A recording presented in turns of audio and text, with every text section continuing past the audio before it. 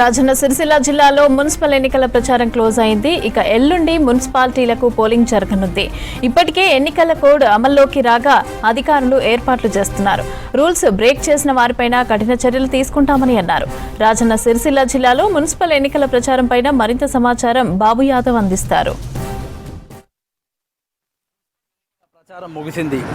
ఎన్నికల నిబంధన మేరకు సాయంత్రం 5 గంటల లోపే ఆయా పార్టీలు ఇప్పటి వరకైతే బైక్ ర్యాలీలు మైక్ సాన్లతో హోరెత్తించారు. 5 కావడంతో నిశ్శబ్ద వాతావరణం అయితే కనబడుతుంది. మనకు రాజన్న సిరిసిల్ల జిల్లాలోని సిరిసిల్ల, వేములవాడ ఈ 2 మున్సిపాలిటీలు అయితే రాష్ట్ర వ్యాప్తంగా సిరిసిల్ల మున్సిపాలిటీపై అందరి దృష్టి సారించారు. సిరిసిల్ల ఎమ్మెల్యే కేటీఆర్ అటు రాష్ట్ర వర్కింగ్ ప్రెసిడెంట్గా బీఆర్ఎస్ వర్కింగ్ ప్రెసిడెంట్గా ఉన్నారు. అయితే ఈసారి కాంగ్రెస్ పార్టీ అధికారంలో ఉండగా ఎలాగైనా పట్టు కోల్పోకూడదని చెప్పేసి సిరిసిల్ల పైనే రాష్ట్ర వ్యాప్తంగా విజిట్ చేయాల్సిన కేటీఆర్ సిరిసిల్ల పైన ప్రత్యేకంగా అయితే ఫోకస్ చేశారు. 3 రోజుల పాటు సిరిసిల్లలో ఉంటూ ఏ అభ్యర్థికి టికెట్ ఇస్తే ఎలా ఉంటుందని చెప్పేసి ప్రత్యేక దృష్టి సారించి సిరిసిల్ల మున్సిపల్ని ఎలా యథావిధిగా తానే చేదిక్కించుకోవాలని చెప్పేసి కేటీఆర్ అయితే రాష్ట్ర వ్యాప్తంగా విజిట్ వెళ్లకుండా అంటే 1-2 చోట్ల వెళ్ళారు. మిగతా మొత్తం కూడా సిరిసిల్ల పైన ప్రత్యేక దృష్టి సారించారు. మరొక వైపు కేంద్ర మంత్రి బండి సంజయ్ సైతం సిరిసిల్లకు 2 సార్లు విజిట్ చేశారు. సిరిసిల్లో 39 వార్డులు ఉండగా ఎలాగైనా అత్యధిక స్థానాలు గెలవాలని చెప్పేసి బండి సంజయ్ని కూడా ప్రయత్నం అయితే చేశారు.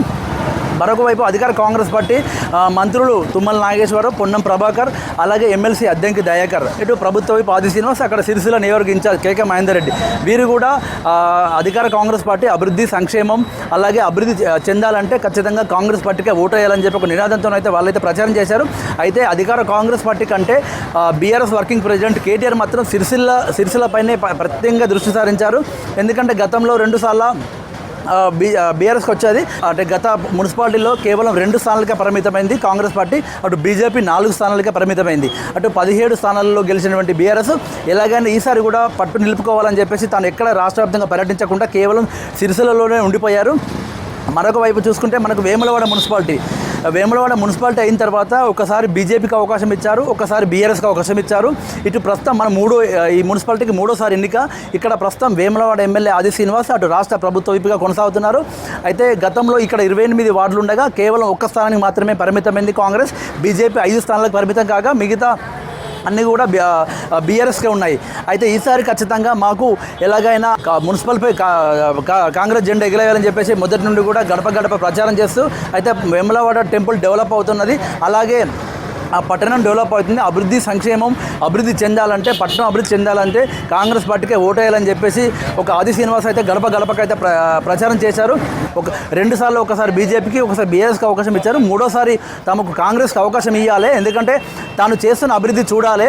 10 ఏళ్లలో జరగని బీఆర్ఎస్ హయాంలో జరిగిన అభివృద్ధి కేవలం 2 సంవత్సరాల్లోనే అభివృద్ధి చేసి చూస్తున్నానని చెప్పేసి ప్రజల దగ్గరికి వెళ్ళి అయితే ఓట్లు అయితే అభ్యర్థించారు. సరే, ఏదేమైనప్పటికీ ఓటర్లు ఎవరికి పట్టం కడతారు, వేములవాడ సిరిసిల్ల మున్సిపాలిటీపై ఏ జెండా ఎగురుతామని చెప్పేసి మనకు కొన్ని గంటలు గడిస్తే మాత్రం చెప్పలేము. అయితే ఇప్పటికైతే ప్రచారం అయితే ముగిసింది.